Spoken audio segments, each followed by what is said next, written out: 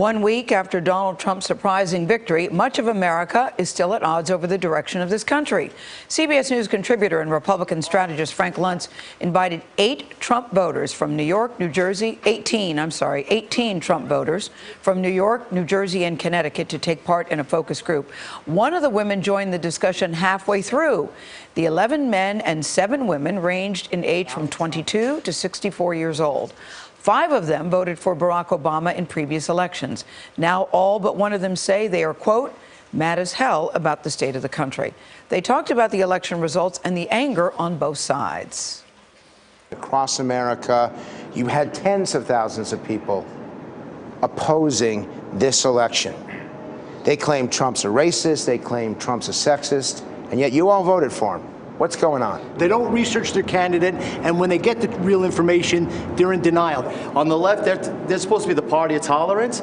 They're only tolerant towards the people who think like them. They're behaving like children, and as most of us know, when a child has a tantrum, you don't give in to it. Behaving like children? Yes, just because they're not getting what they want, they're throwing a tantrum. I hear about all these angry voters, millions of angry voters. You're them. What are you so angry about? Barack Obama claimed hope and change, and for 8 years we basically got nothing. The system is rigged. Like he said, it's all against us. What system? It's our government. Our government is against us. The people aren't representing us. Against you? Yes, they're working against us. They're working for special interest. Everything has come down on the middle class. We invited a bunch of women who didn't want to do it. Why would women not participate in this? Because they were probably scared. They were scared of backlash.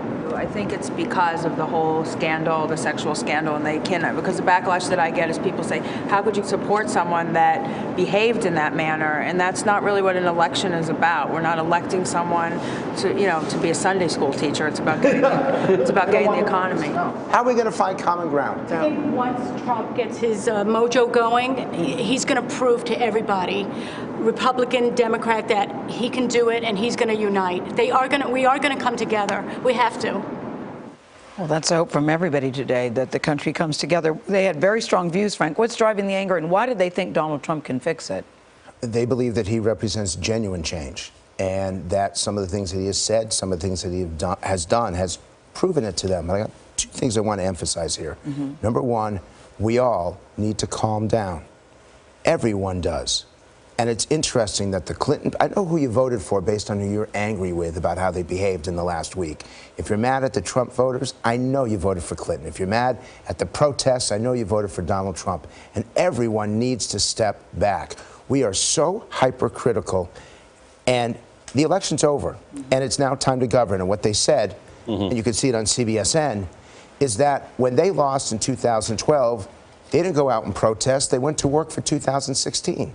That this is the first time they have seen that someone who was unsuccessful, basically you got all these protests. And the second thing is that there's a woman who is not in that clip, and I'm hoping it's in CBSN. She would not come.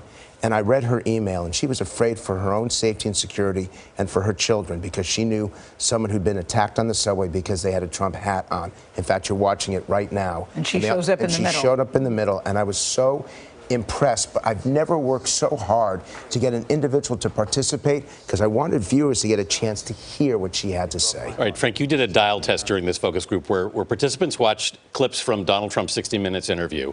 We want to listen to the president-elect's answer to a question about special interest groups. The higher the red line goes, the more they like Mr. Trump's answers. Everything down there, there are no people. They're all people that work. That's the problem with the system. The system. Right now, we're going to clean it up. We're having restrictions on foreign money coming in. We're going to put on term limits, which a lot of people aren't happy about, but we're putting on term limits. We're doing a lot of things to clean up the system. So what do we learn from this answer, Frank? That they're prepared to allow him to use lobbyists to vet people being chosen for the administration. In fact, in almost every issue where he has started to backtrack, they want to give him the leeway to compromise because they believe that he's headed in the right direction. One of the most familiar chants at a Trump rally, even his election night rally, was "Lock her up."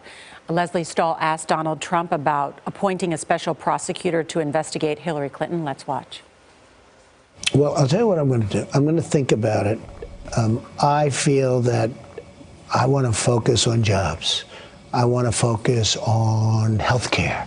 I want to focus on the border and immigration and doing a really great immigration bill. We want to have a great immigration bill. And I want to focus on all of these other things that we've been talking about and get the country straightened away. He essentially sidestepped a promise in the campaign that he would appoint a special prosecutor, saying there's other issues more important. And he actually said that the Clintons are good people. And that was the only time when the lines went down. Because because a number of Trump voters do not believe that the Clintons are good people. That said, only 2 out of the 18. And just quickly, what about him saving parts of Obamacare? Once again, if it's basic repeal and replace, they'll accept it. They will give him the flexibility to compromise if he continues to drive that change. Frank Luntz, thank you so much. Thank you.